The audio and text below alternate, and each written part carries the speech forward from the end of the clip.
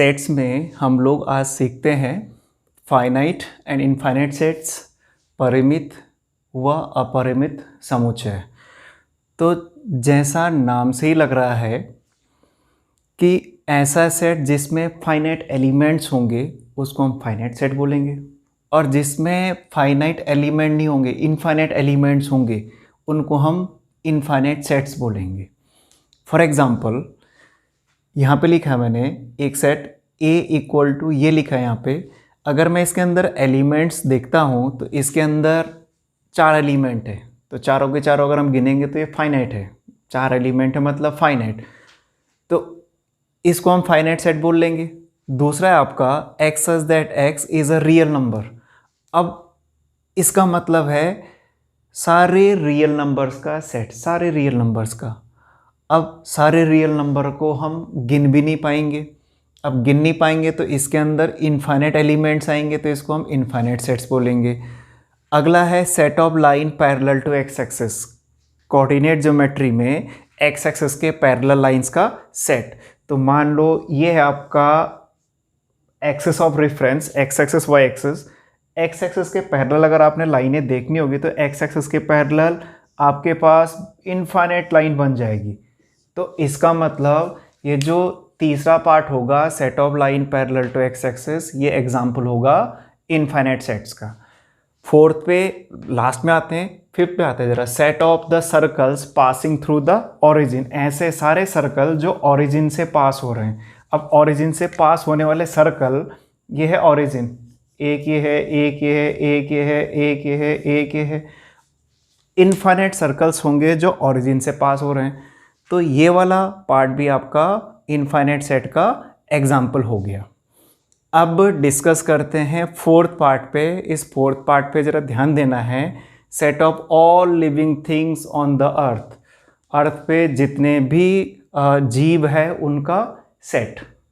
अब जितने भी जीव है उनका सेट, तो लग तो रहा होगा कि यार अर्थ पे हम जीव है तो गिनेंगे कैसे, लिविंग थिंग्स को हम गिनेंगे कैसे।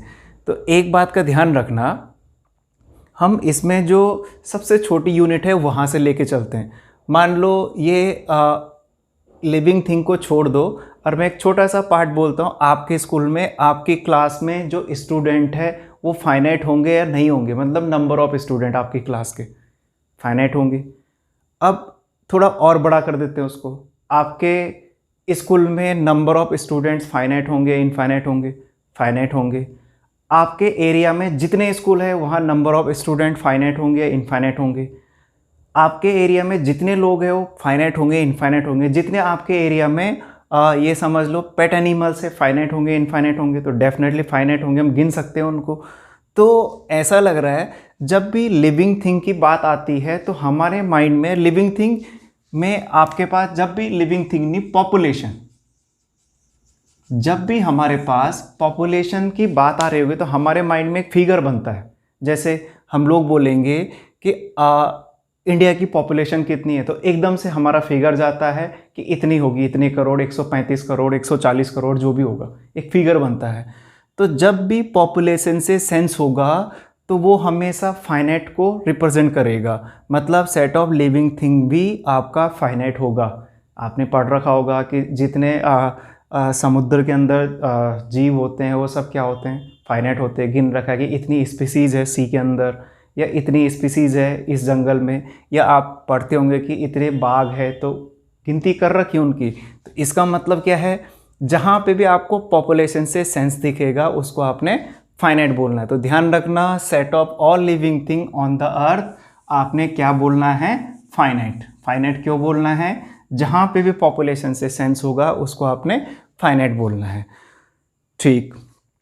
दूसरा पार्ट, ये जो यहाँ पे कुछ पॉइंट्स लिखे हैं मैंने कि जितने भी इनफाइनाइट सेट्स है उनको हम रोस्टर फॉर्म में नहीं लिख सकते। रोस्टर फॉर्म मतलब टेबुलर फॉर्म। जैसे अगर मैं सेट ऑफ नेचुरल नंबर को, आपको पिछले टॉपिक में बताया होगा, लास्ट में मैंने 2 सेट्स छोड़ दिए होंगे जब सेट स्पेशल सेट समझाया होगा। नेचुरल लिखा होगा मैंने, होल लिखा होगा मैंने, इंटीजर्स लिखे होंगे, बट रेशनल और रियल नंबर को मैंने रिप्रेजेंट नहीं करा होगा। मैंने कहा होगा आपको आगे बताएंगे।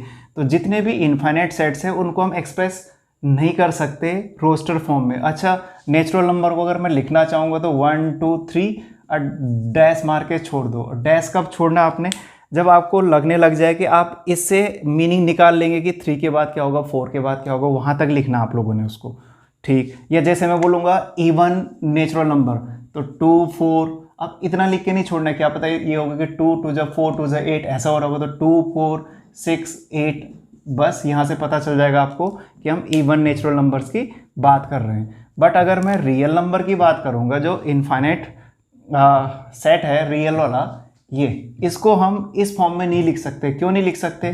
क्योंकि मुझे नहीं पता कि सबसे पहला रियल नंबर कौन सा है, और मुझे नहीं पता कि 1 के बाद दूसरा रियल नंबर क्या आने वाला है, किसी को नहीं पता।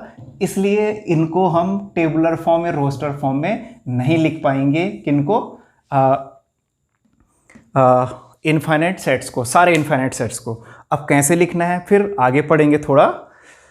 अगला part, cardinal number of a finite set. अच्छा, कार्डिनल नंबर क्या होता है? वेरी सिंपल, किसी सेट के अंदर जितने भी एलिमेंट्स होते हैं उन एलिमेंट्स को गिन लो कि कितने एलिमेंट्स हैं, तो जितने एलिमेंट होंगे वो उस सेट का कार्डिनल नंबर होगा। मतलब cardinal number is defined as number of elements in a set. जैसे इन अ फाइनाइट सेट, जैसे ये सेट है, इसके अंदर 4 एलिमेंट है, तो इसका कार्डिनल नंबर 4 होगा। और ए सेट का कार्डिनल नंबर हम इससे डिनोट करते हैं NA से, NA for cardinal number of set A, और इसको ऐसे पढ़ते हैं number of elements in set A।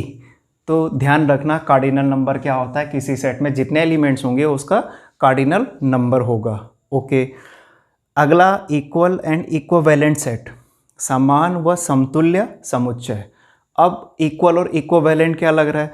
तो दो सेट, अब यहाँ पे सेट है दो, कब हम इक्वल बोलेंगे तो इक्वल बोलने के लिए हमें दो सेट, दो या दो से ज़्यादा सेट्स ही होंगे, तो दो सेट्स को इक्वल सेट्स बोलेंगे if they have same elements, और इक्विवेलेंट बोलेंगे if they have same number of elements. अगर सेम एलिमेंट है, मतलब एक के अंदर 1 2 3 है, दूसरे के अंदर भी 1 2 3, तो दोनों इक्वल।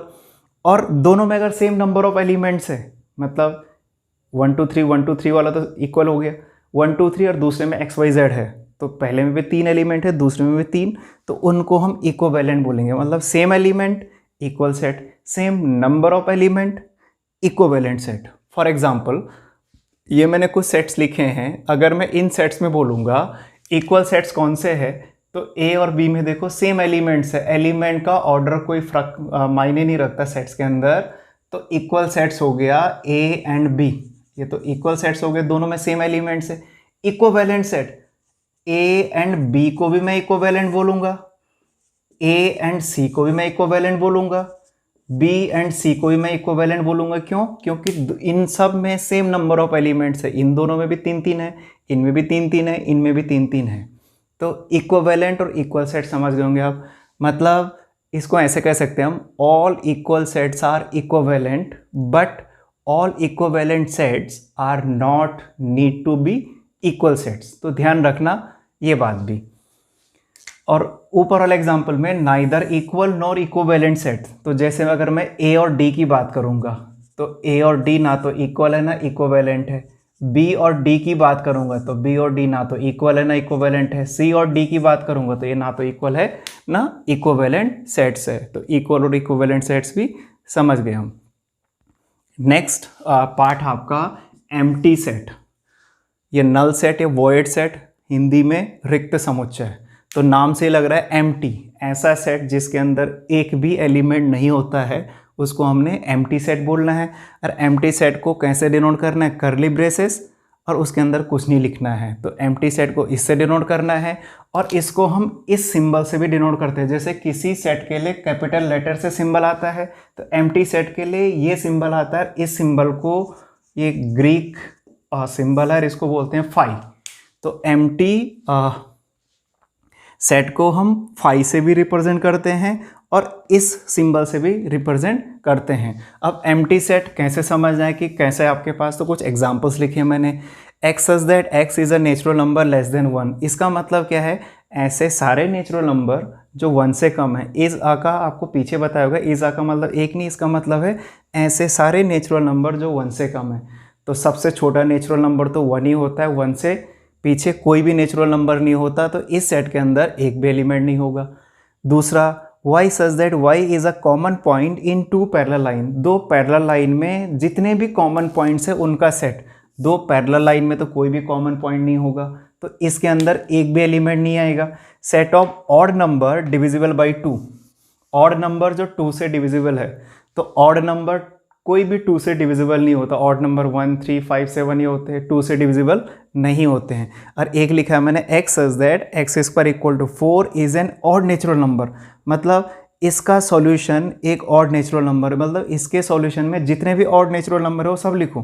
तो अगर मैं इसको सॉल्व करूंगा, उम्मीद आपको आते होंगे, तो इसका आंसर आएगा +-2, मतलब 2 भी होगा और -2 भी होगा। तो इस सेट के अंदर 2 और -2 होंगे, तो 2 और -2 में से कोई भी ऑड नेचुरल नंबर नहीं है, इसका मतलब इसके अंदर कुछ भी नहीं आएगा। तो एम्प्टी सेट भी आप समझ गए होंगे।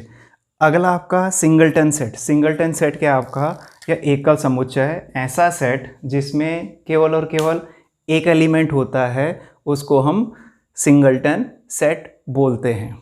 तो ये आपके पास कुछ सेट से रिलेटेड एक्स्ट्रा पार्ट है आपका, इसकी हेल्प से आप 1.2 एक्सरसाइज कर सकते हैं अपनी बुक का। मैंने ऑलमोस्ट एग्जाम्पल यहाँ इंक्लूड कर रखे हैं इन टॉपिक्स को एक्सप्लेन करने में, तो उम्मीद है आपको ये पार्ट समझ में आया होगा।